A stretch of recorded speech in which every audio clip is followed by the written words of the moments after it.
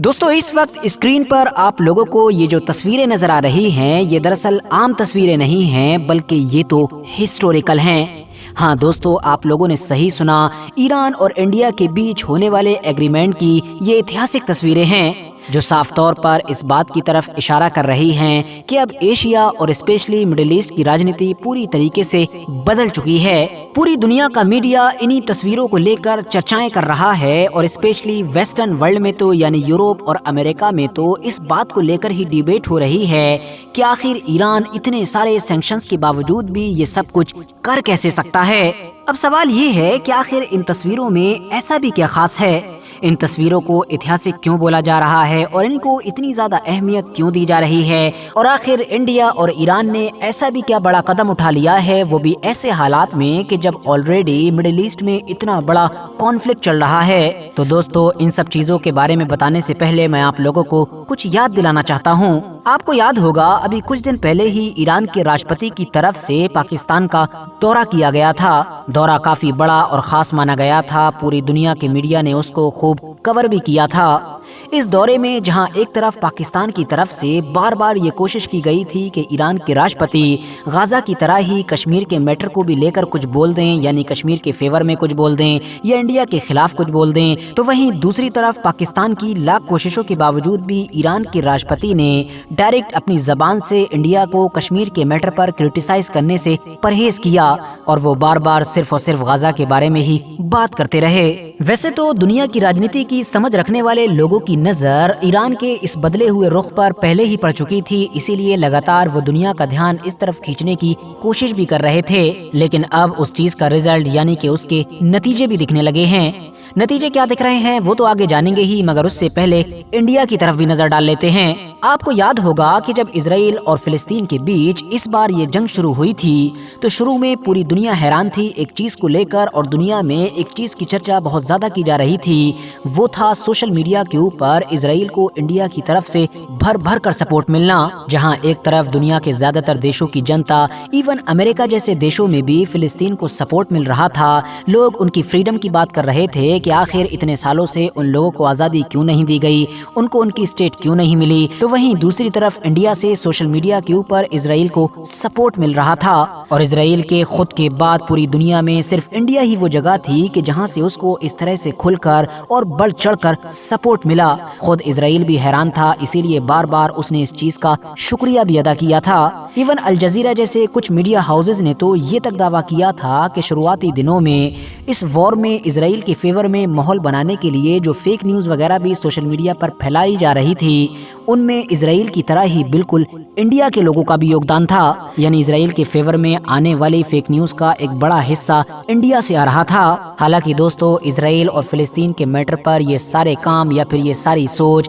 कुछ लोगों की तो हो सकती है, लेकिन इंडिया देश की नहीं है। और ऐसा मैं इसलिए कह रहा हूँ क्योंकि अगर 7 अक्टूबर वाले इंसिडेंट को छोड़ दिया जाए तो फिर उसके बाद इंडिया ने हमेशा अपनी हिस्टोरिकल पोजीशन को बरकरार रखा है, यानी अलग अलग मीटिंग, अलग अलग मौकों पर और यूएन के अलग अलग सेशन में फिलिस्तीन की सपोर्ट में ही वोट किया है। इससे साफ तौर पर इंडिया लगातार यही मैसेज देने की कोशिश कर रहा है कि हम किसी के इशारे पर नहीं चलते, किसी के दबाव में नहीं चलते। इंडिया वही करता है जो खुद उसको सही लगता है या फिर उसके फेवर में होता है। ये मामला मिडिल ईस्ट के सिर्फ इसी कॉन्फ्लिक्ट तक ही सीमित नहीं है, बल्कि यूक्रेन और रशिया के बीच जो जंग हुई थी उसमें भी इंडिया का यही किरदार देखने को मिला था कि जब वेस्टर्न वर्ल्ड के और स्पेशली अमेरिका की लाख दबाव के बावजूद भी इंडिया ने रशिया के साथ वैसे रिश्ते मेंटेन करके रखे जैसा वो खुद चाहता था या जैसे उसके अपने फेवर में थे। खुद तो लगातार तेल वगैरह खरीदा ही, इवन इतना ज्यादा और इतना सस्ता तेल खरीदना शुरू किया कि अब उस इंडिया ने ही दूसरे देशों को तेल बेचना शुरू कर दिया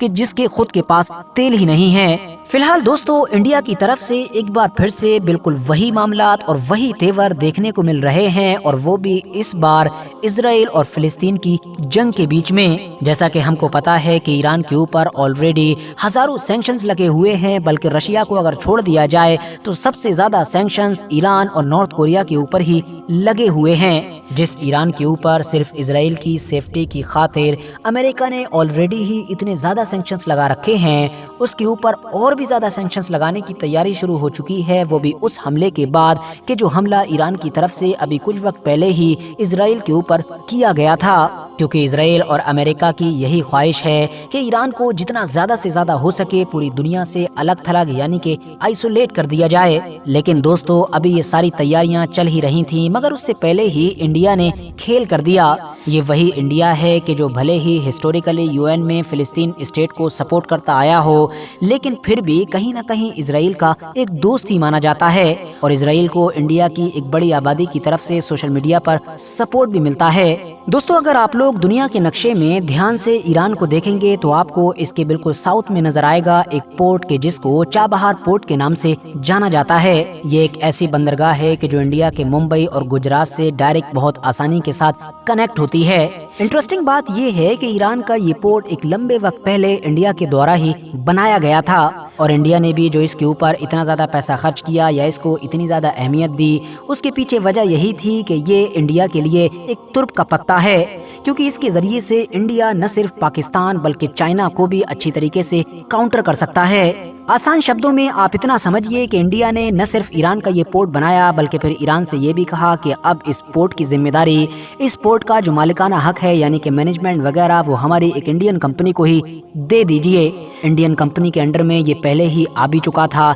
यही वजह है कि आप लोग इससे पहले भी बहुत सारी न्यूज इससे रिलेटेड सुनते आए होंगे, लेकिन फर्क ये था कि पहले ये पूरी तरीके से इंडिया के अंडर में नहीं था, बल्कि इसमें जो एक टर्मिनल था यानी इसका जो एक खास हिस्सा था वही इंडिया के अंडर में था। और इसके अलावा एक सबसे बड़ी परेशानी ये थी कि पुरानी जो डील थी वो सिर्फ और सिर्फ 1 साल के लिए थी, यानी 1 साल पूरा हो जाने के बाद उसको रीन्यू करना पड़ता था। लेकिन अब जब 13 मई के दिन ईरान और इंडिया के बीच एक नया एग्रीमेंट हुआ है जिसको हिस्टोरिकल बोला जा रहा है, उसके अंडर में अब ये जो एग्रीमेंट हुआ करेगा ये 10 साल तक के लिए वैलिड हुआ करेगा और वो भी 10 साल के बाद भी ये ऑटोमेटिकली ही रीन्यू हो जाया करेगा, यानी दोबारा से स्टार्ट हो जाया करेगा। इसीलिए ये माना जा रहा है कि अगर ईरान और इंडिया के रिश्ते फ्यूचर में भी ऐसे ही रहे जैसे आज के दौर में हैं, फिर ये लंबे वक्त तक चलता ही रहेगा। अब आप में से बहुत सारे लोग सोच रहे होंगे कि बस एक पोर्ट का ही एग्रीमेंट हुआ है, तो आखिर इसमें इतनी खास बात क्या है? तो दोस्तों आपको इसकी अहमियत का अंदाजा तब लगेगा कि जब आप लोग 2 चीजों पर नजर डालेंगे। पहला ये कि आखिर इस पोर्ट का मेन मकसद क्या है और दूसरा इंडियन इन्वेस्टमेंट। दरअसल इंडिया का जो मेन पर्पस है इस पोर्ट को इस्तेमाल करने का और इस पोर्ट पर कंट्रोल हासिल करने का, वो है अफगानिस्तान, रशिया और सारी सेंट्रल एशियन कंट्रीज के साथ साथ यूरोप तक पहुंचना। हाँ दोस्तों, इस पोर्ट के जरिए से ही अब इंडिया, रशिया, अफगानिस्तान और जितनी भी ये सेंट्रल एशियन कंट्रीज हैं यानी कि उज्बेकिस्तान, कजाकिस्तान और इस तरह की सारी, और इसके अलावा यूरोप वगैरह में भी ट्रेड करेगा। हैरानी की बात तो ये है कि इस कॉन्फ्लिक्ट के बीच में इस तरह का ईरान के साथ एग्रीमेंट करके इंडिया ने पहले ही सारी वेस्टर्न कंट्रीज और इजराइल को बुरी तरीके से चौंका दिया है और ऊपर से इस पोर्ट के जरिए से जिन देशों के साथ ट्रेड होगा, जिन इलाकों के साथ ट्रेड होगा, उन पर अगर आप लोग गौर करेंगे तो वो ज्यादातर एंटी वेस्ट ही हैं, यानी कि रशिया या फिर अफगानिस्तान वगैरह। इवन आपको जानकर हैरानी होगी कि रशिया ने तो ऑलरेडी अभी कुछ दिन पहले ही इस पोर्ट के जरिए से इंडिया को एक अहम चीज भेज भी दी है। रिपोर्ट्स में बताया गया है कि पहली बार रशिया की तरफ से एक बड़ी ट्रेन इंडिया को भेजी गई है जिसमें 1 लाख टन के करीब अलग अलग तरह के फूड आइटम्स यानी कि गेहूं, चावल या इस तरह की चीजें मौजूद थीं। रशिया से चलने वाली ये ट्रेन पहले तो सेंट्रल एशियन कंट्रीज से होकर गुजरी, फिर ईरान पहुंची और फिर चाबहार पोर्ट से जाहिर है जहाजों के जरिए से माल लोड हुआ और फिर ईरान से चलने वाले उन जहाजों के जरिए से ही ये पूरी ट्रेन या कह सकते हैं पूरी ट्रेन का सामान मुंबई पहुंचा। इतना सब कुछ भी शायद कम नहीं था, लेकिन इंडिया ने तो इस नए एग्रीमेंट में ये भी ऐलान किया है कि वो ईरान के इस चाबहार पोर्ट में 120 यानी कि $120 मिलियन और भी इन्वेस्ट करने वाला है। जाहिर है ये चीज अमेरिकन ग्रुप को तो परेशान करने वाली और उनके होश उड़ा देने वाली है ही, मगर साथ ही शायद ये चीज इंडिया के लिए भी कुछ ट्रिकी साबित होगी, क्योंकि ये देखने वाली चीज होगी कि इंडिया $120 मिलियन किस तरह से ईरान में इन्वेस्ट करता है, क्योंकि ईरान के ऊपर वेस्टर्न वर्ल्ड की तरफ से जो हजारों की तादाद में सैंक्शंस लगे हुए हैं, वो बाहर के किसी भी देश को इस तरह से इन्वेस्टमेंट करने में एक बड़ा रोड़ा बनते हैं। इसीलिए बहुत सारे एक्सपर्ट्स ये भी कह रहे हैं कि मुमकिन है इस इन्वेस्टमेंट के लिए इंडिया, रशिया जैसे किसी थर्ड देश का सहारा ले। फिलहाल ये तो फ्यूचर में ही पता चलेगा। इसके अलावा रशिया ने एक 1.7 बिलियन के रेल प्रोजेक्ट पर भी काम शुरू कर दिया है, यानी एक ऐसा बड़ा रेल का जाल बिछा रहा है कि जिसकी मदद से वो ईरान के चाबहार पोर्ट तक बहुत ही आसानी के साथ बहुत ही कम वक्त में पहुंच सके, ताकि आने वाले दिनों में वो इंडिया के मुंबई शहर से अपना सारा सामान बड़ी आसानी के साथ मंगा सके या फिर वहां पर अपना सारा सामान भेज सके। यहाँ पर मैं बात कर रहा हूँ इंडिया और रशिया के बीच होने वाले इंपोर्ट और एक्सपोर्ट के बारे में। तो कुल मिलाकर इस पोर्ट के जरिए से इंडिया और ईरान के साथ साथ रशिया के भी मजे ही मजे हैं। अब जहां तक मामला अफगानिस्तान का है, तो अफगानिस्तान के साथ तो पहले ही इसी पोर्ट के जरिए से इंडिया जुड़ा हुआ है। पिछले कुछ सालों के अंदर जितनी भी आपने इस तरह की खबरें सुनी होंगी कि इंडिया ने अफगानिस्तान की मदद की है, कभी अनाज भेजकर, कभी बड़े बड़े दवाओं के खजाने भेजकर, तो ये सारी ही मदद इसी पोर्ट के जरिए से ही की जाती रही है। इवन कुछ वक्त पहले तो इस तरह की खबरें भी आ रही थीं कि अफगानिस्तान तो खुद भी इस चक्कर में लगा हुआ है कि उसको इस चाबहार पोर्ट के प्रोजेक्ट में ही शामिल कर लिया जाए। इंडिया के पर्सपेक्टिव से देखें तो ये पहली बार हो रहा है कि जब इंडिया किसी ओवरसीज यानी दूसरे देश के पोर्ट को इस तरीके से कंट्रोल कर रहा है। फिलहाल दोस्तों, इस पूरे मुद्दे पर आप लोगों की क्या कीमती राय है, कमेंट्स बॉक्स में जरूर बताएं। वीडियो पसंद आने पर न सिर्फ वीडियो को लाइक करें बल्कि अपने फ्रेंड्स के साथ भी जरूर शेयर करें, और इसी तरह की नॉलेजेबल और हिस्टोरिकल वीडियोस हमेशा देखने के लिए हमारे इस चैनल को सब्सक्राइब करने के साथ साथ बेल आइकन को भी जरूर प्रेस करें।